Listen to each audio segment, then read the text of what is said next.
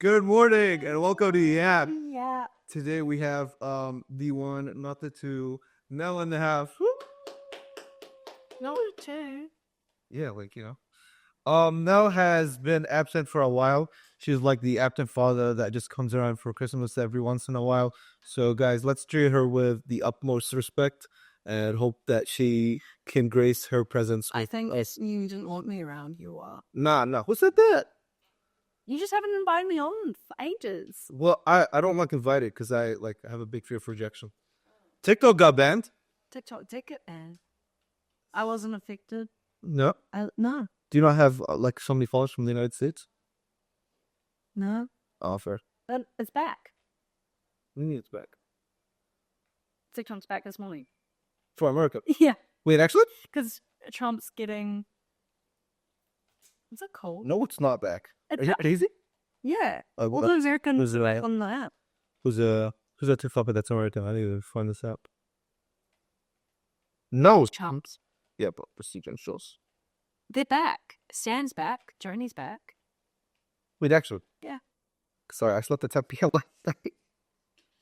We're out here going, like, let's mourn the Americans. Oh. They're back. Posted 15 minutes ago. Never mind. You're right. So, breaking news: TikTok wasn't actually banned.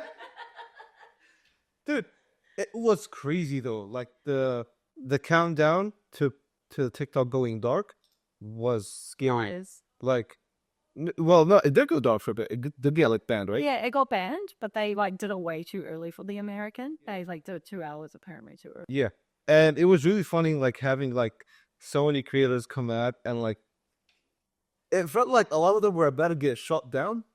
Yeah. Right? They were always like, "Thank you so much for changing my life." Like, And they're all crying on the app. Yeah. It's just like the app's not going away. It's just going away for you. yeah, and not even for you anymore. It's back. They're back. And it's just like they're talking like they're the center of the universe. Yeah. And I think that the other funny thing is that, like, it's really funny to see how many drafts people are spamming now because they really thought, like, everything was going down. Like, so many American influencers started, like, obviously they have hundreds, maybe thousands of drafts. Yeah. The second they thought, like, oh, I'm TikTok's about to get shut down, and I'm like, whatever. They started spamming the algorithm. And so many of it was, like, from 4 or 5 years ago, which is, like, a crazy throwback. It was, like, almost like a... Have you ever watched YouTube Rewind? Yeah. It was almost like a TikTok rewind. That like a lot to like memory. It Whoa. was almost like a TikTok rewind. And yeah.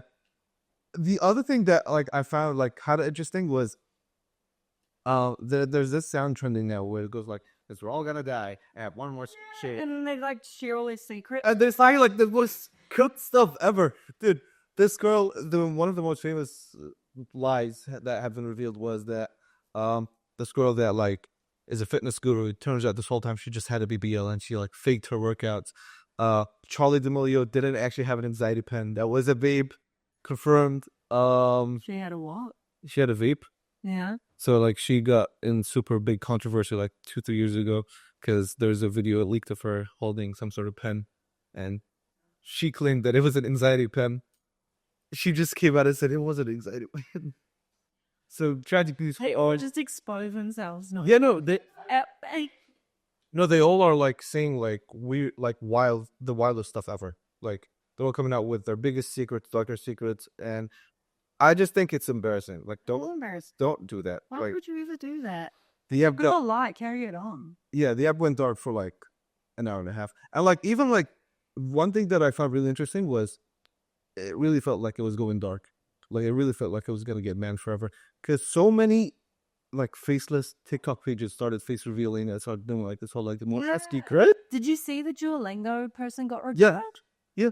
The mascot? Yeah. I was like, what? So they took up the mask, and yeah, all that is for nothing. We're back I'm back. allegedly. I was worried for a second there because like our whole company's predicated on TikTok, and a lot of it is based in the States. yeah, and like a lot of our views Yeah.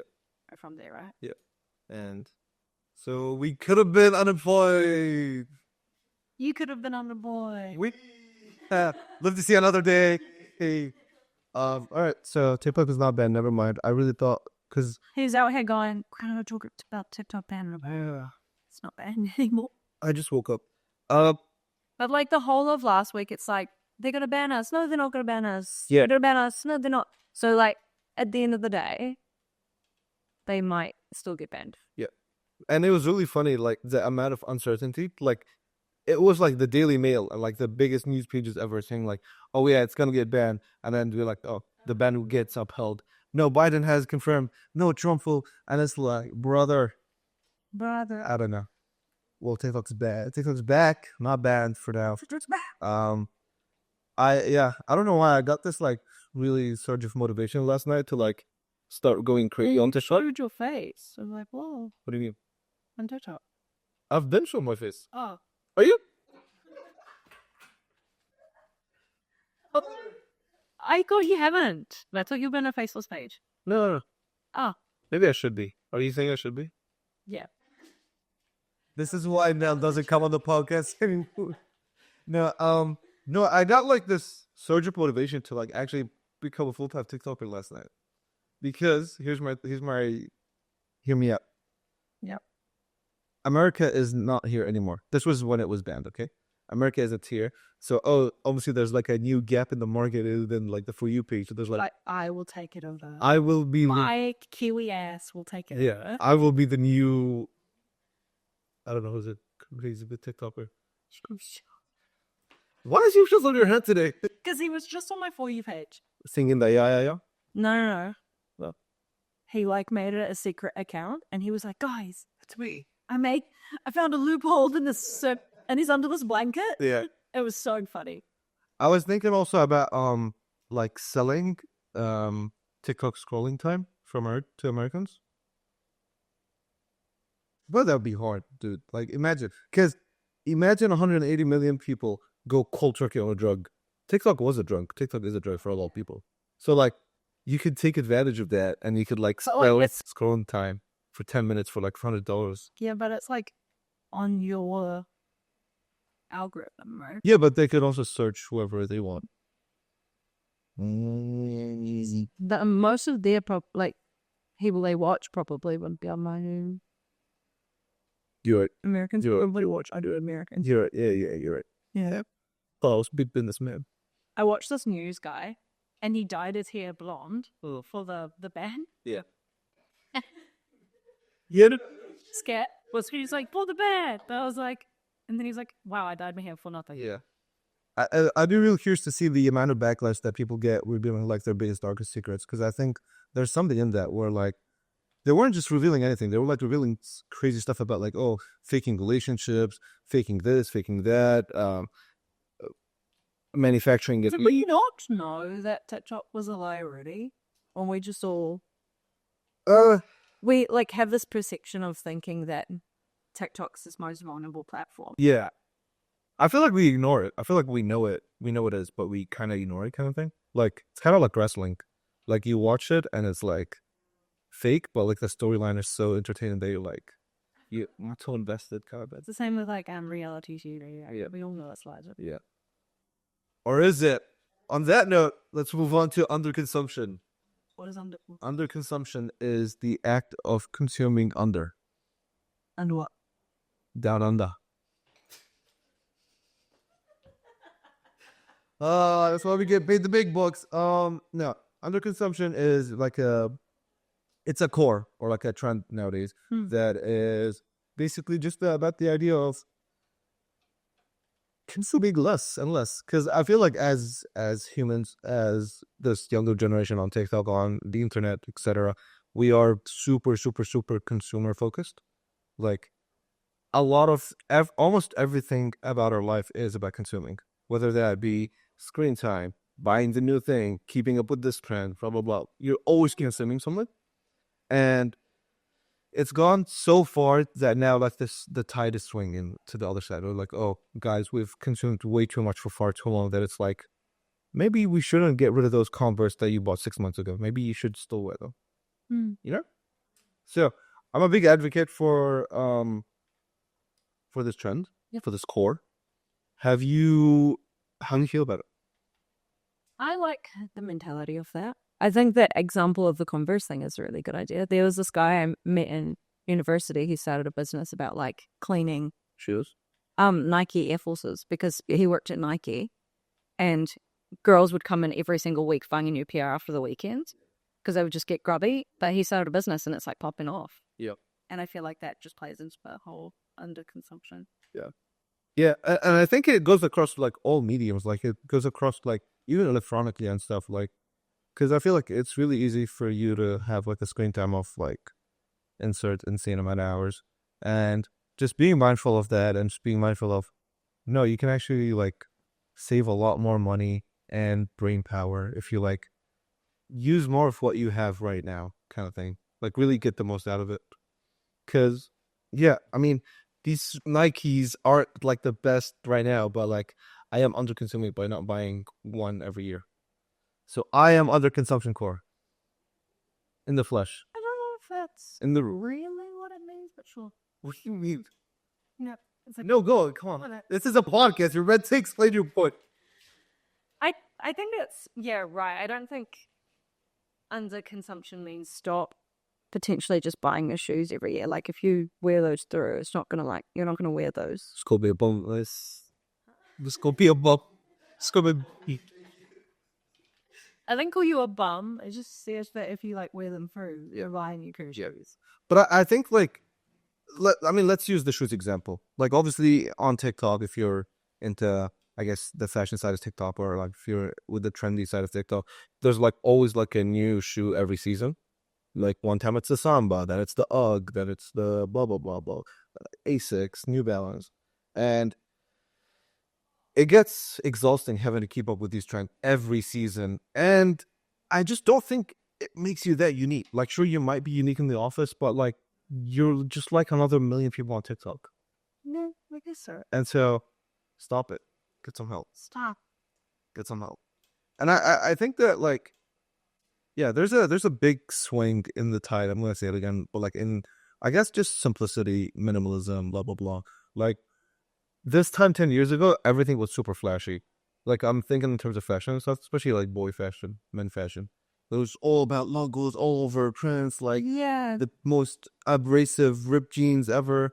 But now it's like if you wear a logo, then you look like it's more about plain clothes and more about like how stuff fits. If you looked at my wardrobe, Yeah. you'd think I've got like just whites, blacks, and greys, Yeah, that's what I'm trying to have my wardrobe look like. and like a couple of colored. And that Yeah. was it. Have you ever been knowingly or unknowingly been overwhelmed by the idea of like keeping up with a trend or keeping up with somebody? I think when I was younger, yes, I think a lot of the people I was surrounded by in like high school, especially, wore a lot of like logos and layers, and I felt like I had to keep up, especially like having a MacBook, for example, Yep. was the thing back in high school. And I remember having to work my ass off to buy Yep. an Apple product Yep. just because everyone around me had that. Mm. And looking back at it now, I'm like, oh, that's so dumb. Like, what 15-year-old needs to buy themselves whereas freaking $1,000 laptop? Yeah. So I'll choose GarageBand. yeah, thanks. But Actually, you know what? That's right. Let's use GarageBand. I think also, you know who goes crazy with consumerism? Like, I think to us, it's not that insane, but Americans consume so much. Like, I had my uncle and his family come over on the holidays, and I love them to death, obviously, and all that. But, like, the American culture is all about consumerism. It's always about, oh, let's get this, let's buy this, what's this new thing? And what does that mean for brands, though? Like, I feel like that is like a brand's biggest enemy under consumption, because obviously you want. Yeah, exactly. I was thinking about that as well. How do you start marketing with underconsumption in mind? I mean, my theory is that like you basically make less things, but the stuff you make is really good and less longer. Rather than coming out with like 12 shoes a year, just come out with 3 and just explain that these have like a lifetime of 10 years or something like that. Yeah, but not all brands can do that because that fits into one Yeah. area. Yeah. Other brands want to give more variety. Yeah, I don't know. I mean, you can try pretend like you're on the wave, like a brand can be like, oh, we also underconsume here. We only use one thing of ours rather than 25,000 things a year. You know? What? I don't know. We'll see. We'll see what happens. It's good. And It's a good start. It's a good start. Yeah. to this generation. Like to I'm all for it. Are you? Yeah, we need to consume less. Okay. Mr. Buying Had Timberlands 2.5 outfits, so now this is a good excuse to label my bobbiness as under consumption. you shouldn't be a bum. Thank you. Next up, You're welcome. the dating app called Hoppy The dating gap. app. It sounded like you said gap. It's a dating app. Oh. You took the last letter of dating and I didn't put it. You just heard it. Oh. Dating app. Dating app. Dating app. I didn't hear a space. Dating app. Great. Hoppy. Hoppy. It's a dating app, believe it or not. And Maybe you should. Jillian would show. Jillian, a good friend of the program. We should have her on at some point. I think we should put it on the program. Yeah. You should have brought it on today. Yeah, my hope. He basically the guy behind it is called David Aliagas, and he's the founder of Be Real. If you remember that, have you ever been on Be Real? No, it was for like a year. Yeah. Let's see. That's the overconsumption we're talking about. Everyday new app. Calm down. He came out with an app called Hoppy, and to really build this app up, he documented his own dating journey across 4 countries for over 12 months. Wild. And like he documented everything about his dating life, and people obviously are nosy and are so like curious about that that they tap in, and then when he like captured like this sort of audience, he was like, "Oh, I actually came out with a dating app that like accommodates to this, and this thing that the like conventional dating apps don't." And I think it's so smart. I think, like, first of all, it was a big risk putting himself out there like that, like documenting his own dating journey, because it could have gone left easily, I feel like. And I think that, like, for one, it's relatable. Like, everybody is dating. Everybody's dating deficient, I guess. Dating deficient? Yeah, like everybody could date some more. Not everybody, unless like you're married. You know what I mean, bro? Like, being single is relatable, and a lot of people. Oh yeah. And it's a big crowd on TikTok that is single. It's a fact. And I think the fact that he was like really authentic, like you should go watch his videos. Like I'll send it to you after this. The fact that he was like really, really, really real about it. Like, imagine you're like a single guy, like just I think he's like 24 or something, and like he's documenting his dating journey, but in like such a wholesome way. Yeah. That like it wasn't in this like toxic manly way that like he's only capturing the boy audience. He's also capturing the girl audience, because he's like, oh, he's so sweet. He's blah blah blah. Cute, cute. And maybe that's what you should start doing. Maybe document your dating journey. Yeah, it'll be the under consumption core, under dating core. Yeah, maybe. He's like day one of me trying to date. Yeah. Just sitting there. Me talking to a server. Hi. ChatGPT, how to get girlfriend.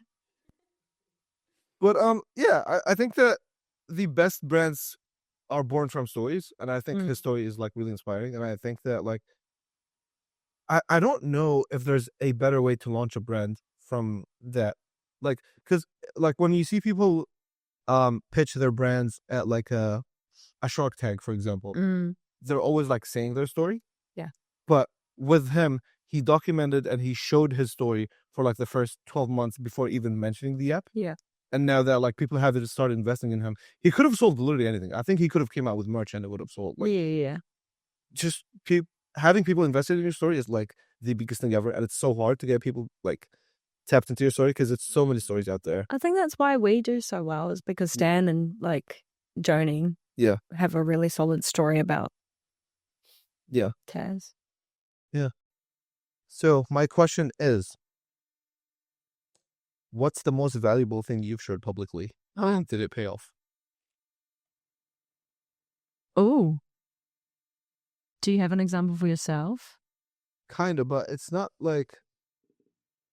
It would have been me announcing I'll start my like gym transformation sometime last year. Oh, that's very vulnerable. Yeah. And like especially the first video, like me announcing it and stuff. Yeah. I had like a lot of support, like from people that I just didn't know. You should actually bring that back I will. because that actually made you really like determined to go every day. Yeah. No, it's coming back. Fitness February. Here we go. But yeah, I think for me it was that, like, it was so scary, honestly. Like, I'm never one to talk about like me or like my own, I guess, vulnerabilities and stuff like that. But when I did, yeah, it just felt rewarding. And it felt like I had like a support circle online that was kind of nice. And you had all of us supporting you. Yeah, rather than like people ducking up on you. In facts. What about you? Do you have an example? You don't have to have one. All of my music stuff. Yeah. That's vulnerable as. But does it feel rewarding putting it out there? Yeah. It feels like I've achieved a goal. Yeah. And I've got like you said, a support network around me. Whereas, to be honest, for the longest time, I thought people would like crap on it. Yeah. So I've had a lot of people just randomly reach out being like, this is so cool. This is so great. And I'm like, what? I don't even know you. And I feel like there's something in that. I need to start doing that more. Tell people that you like their stuff if you actually like. Yeah. Even if they're internet strangers. Like, I've been commenting that on TikTok. Oh, totally do it. I'll be like, oh, this is cool. Let me exclamation points. It really like boosts people's algorithm as well. Share the love. With that being said, guys, thank you so much for tuning to the podcast. We will catch you tomorrow. Maybe without Nell, but Nell, do you have any final words? Have a lovely day. And anticipating Nell's comeback coming in 2027. Bye. Oh.